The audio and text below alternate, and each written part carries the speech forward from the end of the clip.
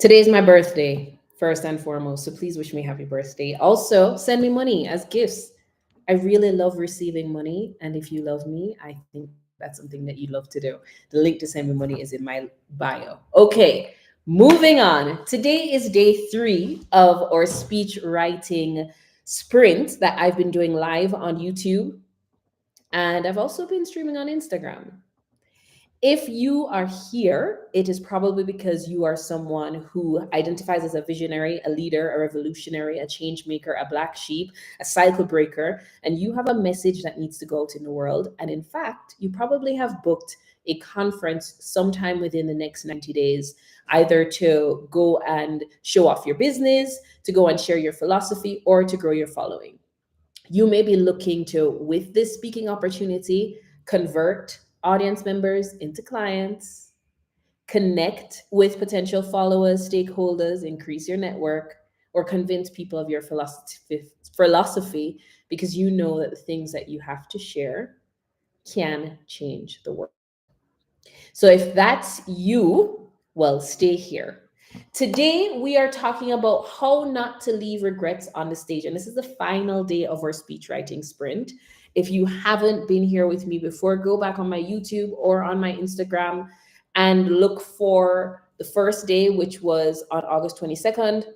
What to keep, what to leave out of your speech. That's getting clarity on exactly what you want to talk about. Then we went to August 23rd, how to turn your drafts into a stage ready speech that captures people. And that was working on structure. And then today, what we're working on is how to elevate your public speaking delivery, meaning your presentation skills. So, not just a speech that you've written, but how you actually deliver the speech. Okay.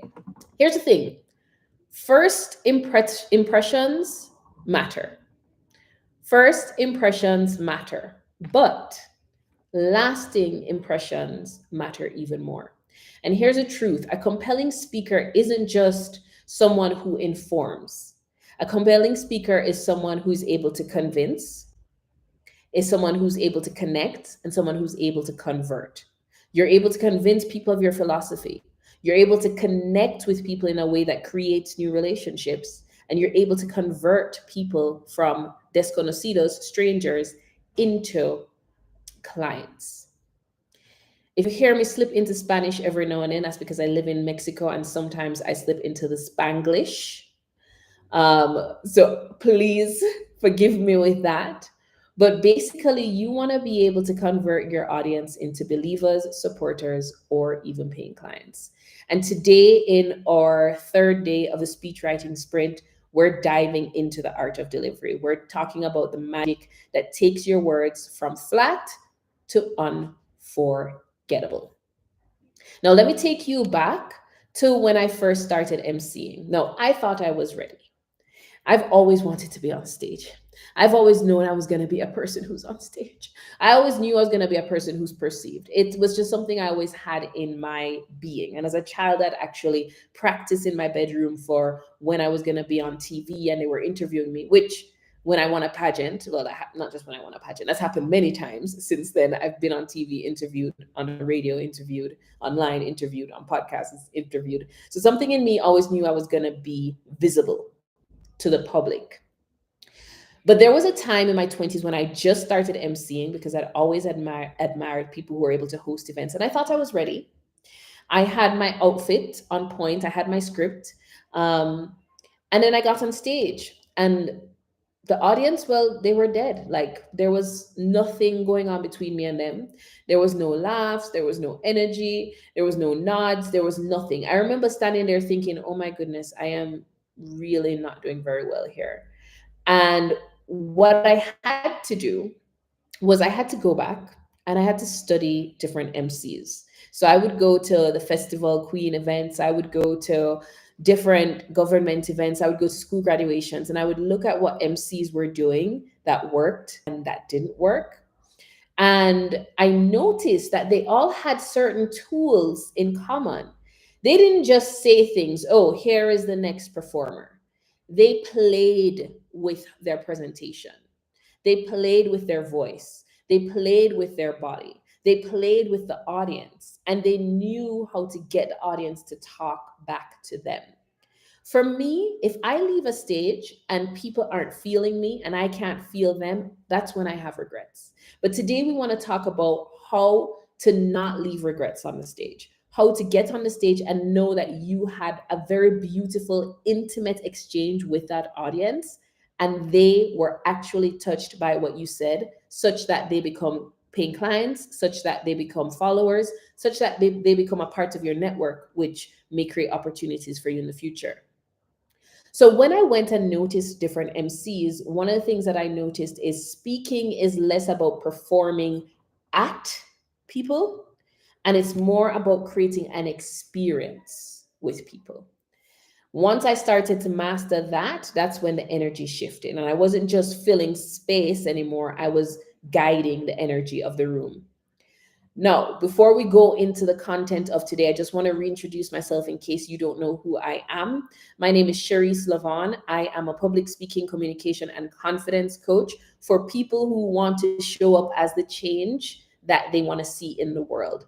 I believe that communication is one of the most spiritual, practical, and even profitable skills that you can master. And I like to teach from a place of clarity and compassion, and of course, how to get yourself really confident.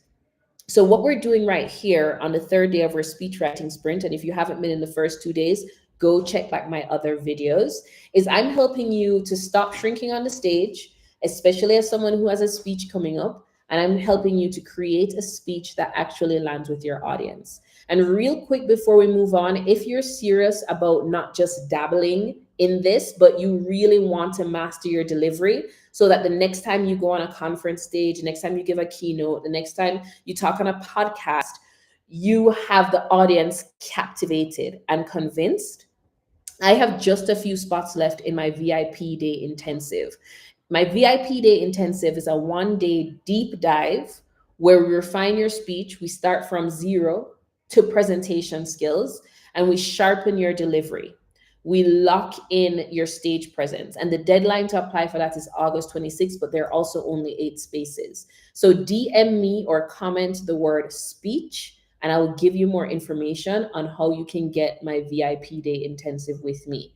DM me the word speech, and I will give you more information. And that is something that's valued at $555 US for a full day to get your speech ready. Now, this speech is going to convert, right? So if you are someone, for example, who sells high ticket products, or if you are someone who having an amplified audience naturally increases your sale, that is a great investment.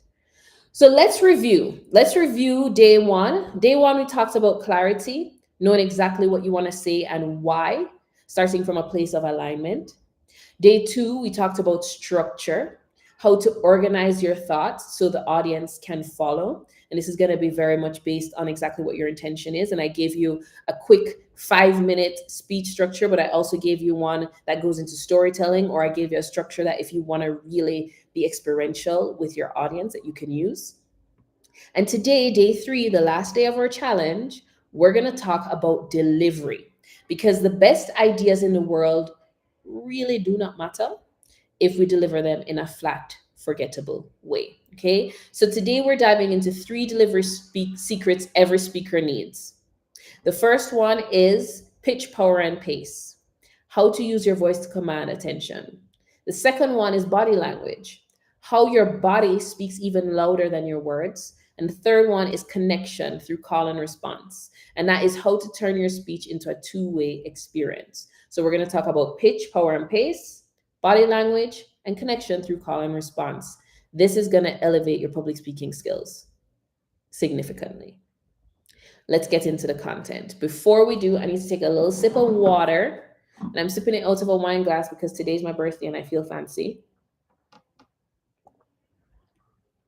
If you'd like to send me a birthday gift, go check the link in my bio. I have somewhere there you can send me a gift. I really appreciate it. I receive it with lots of love and appreciation. So first of all, when it comes to not leaving regrets on stage, we have to think about what we want, first of all, right? Because regrets are based on expectations. So why would you regret something on stage? As someone who is going to deliver a keynote presentation at a conference or at an industry summit, one of the things that you may want is to magnetize new clients. You may want to build collaborations, and you may want to create opportunities from your talk. Another thing that you may want is to feel at ease and in flow with your delivery instead of anxious and tense and second guessing yourself. You may also want to express your philosophy in a way that moves people emotionally. So these are some of the things that you want. Probably also want to look like an authority. You want to make sure that when people hear you, they believe that you actually know what you're talking about. So those are some of the things that you want. So we're going to talk about how can you have that? Okay? How can you have that today? How can you make sure that by the time you step off of that stage or by the time you come off of that Zoom, if it's an online summit, you have magnetized clients, collaborations, or connections. You've expressed your philosophy in an authoritative way, and you feel at ease and flow through the whole thing. Let's start with the first way to elevate your public speaking skills, which is the use of pitch, power, and pace. Your voice is your instrument. Your voice is necessary to get an audience to move. And if you only play one note, let's say if you heard a song and it was just one note, that would be the most boring song possible, right? So with our voice, we want to create melodies, we want to create harmonies, we want to use it, even though we're speaking, to be able to get people into what we're saying. So we're going to break it down. The first one is pitch. Pitch is how high or how low your voice goes. How high or how low your voice goes. I want you to think of pitch like the colors in your voice. If you stay monotone, it's almost like just being in black and white or gray. So if I talk here and my pitch is the same, it doesn't sound interesting. But if I'm able to bring something up, but then I come down low a little bit, then I'm creating some melody, then I'm creating some drama, right? So let's try this right now. I want you to say this sentence after me. This is big, this is life-changing. Let me hear you say that. This is big, this is life-changing. Good. That was just monotone. This is big, this is life-changing. Now let's try it where you go higher on the big and you go lower on the life-changing. So something like, this is big, this is life-changing. Let's try that. This is big, this is life-changing. Higher on the big, lower on the life-changing. How does that feel? Instant drama. Instant. As opposed to, this is big, this is life-changing. This is big, this is life-changing. That's changing your pitch. So you want to be able to fluctuate your pitch to create more drama, which does what? It pulls the audience in. Because who don't love drama? Who don't love drama? Everybody love drama. Whether them say it or not, everybody love a little bit of drama. So if you want to create more interest, if you want to convert, if you want to connect, if you want to convince, you want to create a little bit of drama, and using pitch, how high or how low your voice is one way you can do that. Another way is power. So we're looking at pitch, power, and pace. Power is your volume. And actually, before I go into power, I just want to remind you why we're here and what we're doing. We're helping you create and present your next summit speech. And if you need one-on-one help with that, you can work with me in a VIP day. That is only 8 spaces I have available. Sign up is done on August 26th. Just DM or comment the word speech, and I will reach out to you with more information at that. The price point that you can look at is $555 for the entire day, which is a steal because it is a $1,500 value. So if you're interested in that VIP day, let me know. But in any case, you're so welcome to continue on this live, getting as much information as possible to support you as you grow. Power.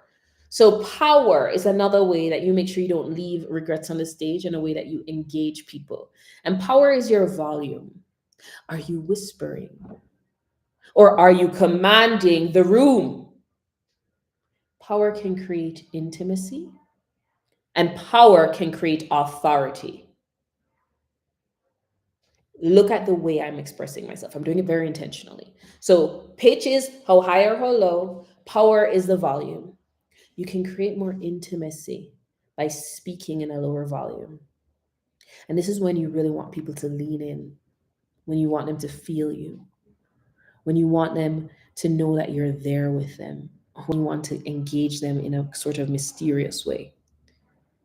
But when you want to be authoritative, when you want them to be impressed, when you want them to feel like you know who you are and what you're talking about, you may increase your volume, right? So, are you whispering or are you commanding the room?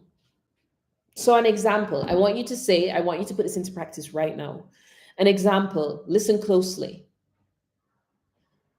Let me hear you say, listen closely in a whisper. Listen closely. And then we're going to say, because this next part could change everything. But we're going to build on that because this next part could change everything. So you're going to get stronger and louder. So listen closely. I want you to say it as a whisper. And then we're going to say, because this next part could change everything, but you're getting stronger as you do. I'll give you an example and you repeat after me. Listen closely. Because this next part could change everything. Let's hear you do it.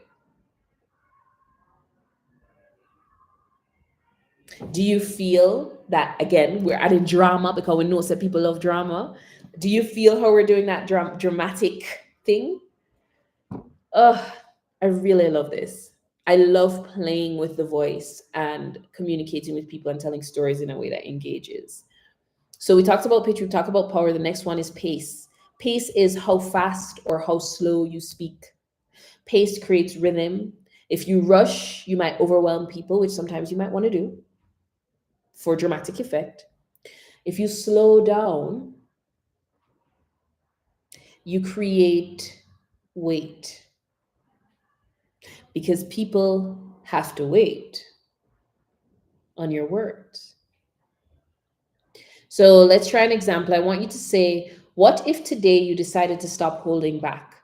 But we're going to put some pauses in there, okay? Slowing our pace. So, what if today you decided to stop holding back? Let me hear you say it like that. What if today you decided to stop holding back? Notice how pausing can pull people in. All right. So now let's try this with me. We're going to take the sentence, your voice has power, and you're going to say it in different ways. So I want to hear you say, your voice has power. First, let's just say it monotone. Your voice has power. Good. Now let's raise the pitch on the word voice. Your voice has power. Let me hear you say that. Your voice has power. Good. Now let's play around with the volume. Let's whisper the first three words and then hit power with strength. Your voice has power. Do you see how different it feels?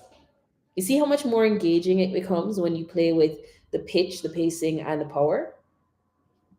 All right, quick pause here. Remember, if you want me to help you master this in your own speech, DM me the word speech before August 26th so I can help you with your next keynote presentation in my exclusive VIP day that is happening. Hi, Andre. So nice to see you. Would be lovely to work with you again. Let me know if you need any support. I'm very, very happy to see you. Very happy. I'm working right now on a quick speech writing sprint, which I'm doing here on Instagram, but also on YouTube. And this is actually day 3, so it's the final day. And we're working on just how to elevate the presentation skills through the use of engaging the audience. So that's what's going on. And I'm also offering a VIP day for anyone who has speeches coming up, world changers, who have speeches coming up in the next couple of weeks and who need some support with that.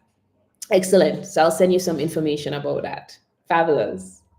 So we're moving into the next point, which is your body language, right? Your body language is, well, the thing is your body is always speaking, whether you recognize it or not. And even when your mouth is closed, the way you use your body says something about you. Your posture says something about you. If you're slouching, it says something. And you may do this very intentionally. Again, depending on what's going on in your speech and what you want an audience to feel at a particular time, you may do this.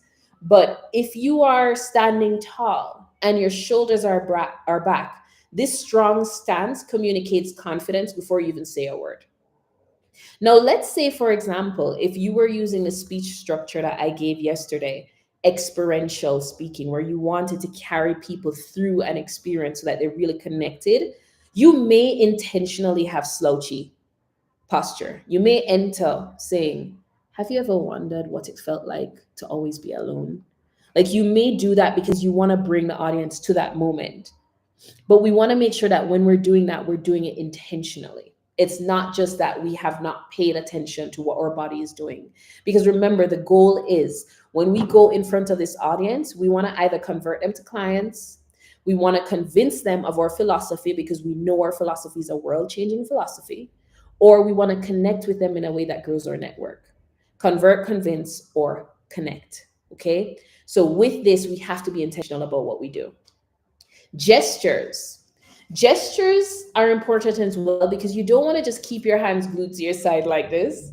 We want to use our hands as highlighters, right? So open palms tell me that I'm available. Closed palms maybe to make a point. Pointed fingers are directive. How do you use different gestures at different points in your speech to make sure that your audience is fully engaged? And when we work one-on-one on your next speech, we will code in where different gestures go so that you are actually amplifying your message. And then the last thing I want to talk about when it comes to body language is, most importantly, facial expressions. Your face is an amplifier of emotion. So if you're talking about something exciting, you're not going to have a face that looks like this. You want to make sure that that excitement comes up in your face, and look at the gestures and look at the body at the same time, right? If you're making a serious point, you may soften or you may tighten your expression to match because it's serious. This is a really exciting point, but this is a serious point. Exciting, serious, right? So your facial expressions. And I want you to try this with me. We're going to say this because we're going to apply this now, and I want you to feel the difference in your body. So I want you to say the sentence, "This is important." First, I want you to say it slouched. So say it with your arms crossed. "This is important." Now, I want you to say sitting tall or standing tall, hands back. "This is important." Did you notice how just a slight change in your body changed even the way you said it? That difference that you feel, the audience is going to feel it as well. So just a reminder that your body language is a make or break. And if you want me in your corner helping you master your body language, apply for my VIP day. We are closing off signups on August 26th. DM me the word speech to grab your spot. There are only 8 spots. Okay. Section 3, and this is the last one, in how to make sure that you don't leave regrets on the stage and how you're going to elevate your public speaking skills. Last point. The first one was using pitch, power, and pace. The second one is body language. And this one now is connection and call and response. Remember in my story at the beginning, I told you when I started emceeing, I would be talking to the audience and nobody was responding to me. It was the most embarrassing thing. And I'd be there just right on the stage as a Black woman, sweating, feeling like, oh my gosh, what's going on? And it wasn't until I took time to study other MCs and see what they were doing. And many of them, if not all, especially in Jamaica, use a call and response technique that gets the audience engaged. No, it's very true, Andre. It's not even a joke. And here's the real secret. Great speakers don't just, "You've been there. I know that feeling. I know that feeling." And it's practice. It's practice, you know? To be a great speaker, we're not just talking at people. We want to make sure that we're creating that connection with them. And so we have to sometimes think of it as a conversation more than just a speech. Now, how much of a conversation it is will obviously depend on the circumstance and the goals, but we still want to have some element of that in there in some way. So first, there's a call and response. Literally ask the audience to say something back. And this is something that I find is very helpful at the beginning of a speech. But even here with this live with you, I'm not even fully live. I can't fully hear you per se. But there have been different times when I've said, okay, say this. Okay, do this. And I know that just because I've said that, and if you actually did it, you would feel more connected to me and the message that I'm sharing. And you'd actually feel it in your body, right? So a call and response, maybe if you've ever felt nervous on stage, let me see you raise your hand or say yes, right? You're forcing people to engage with you. You might also ask them for micro movements. So you can invite the audience to nod, to snap their fingers. That keeps them engaged physically. So they're not just in their mind, but what you're saying is also landing in their body. You may ask for an emotional buy in. So you may ask reflective questions like, think about the last time you regretted not speaking up. How did it feel? Think about the last time you regretted not speaking up. How did it feel? And even though that may not ask for a response, you're specifically connecting to their emotions. And so at that moment, they are more with you than if you're just talking about yourself, right? So those are the 3 points when it comes to the connection and call and response. You can do call and response, you can do micro movements, or you can get an emotional buy-in. And again, a quick reminder, if you want to practice these tools with me, send me the word speech in DM or comment, and I'll tell you more about my VIP day that's coming up. That's actually it for today's session. So let's just really recap. Your pitch, your power, and your pace is what brings your voice alive. And that makes sure that you don't have any regrets on this when you leave the stage. Your body language makes the words believable, and your call and response will turn the speech into an experience. I see you, Andre. Perfect. I'll send you a link for us to chat a little bit more. Fabulous. I'm excited to work with you again. It's going to be awesome because I know that what you do is so important. And you represent exactly the clients that I love who are intentional about showing up in the world in a way to change people, to support people. The last time we worked together, I know you were very focused on the youth and encouraging them to stay in school and to focus and create more meaning in their life. So I think it will be awesome. I'm excited. So we'll set up some time to talk. So yeah, that is it. Today is the last day of my speech writing sprint. If you missed any of the videos, go on my YouTube or here on my Instagram and feel free to look back at those. I think they're going to be very helpful to help you format a speech. And if you want that one-on-one support, just DM me the word speech and I will set up a time for us to talk about it. So until next time, thank you for being here. It is an honor for me to serve you as a change maker in the world because I love people who are existing as the change they want to see in the world. And I want to make sure that you show up as that change in a way that's actually effective. Hasta luego. Until next time. Bye. Ciao, ciao, ciao.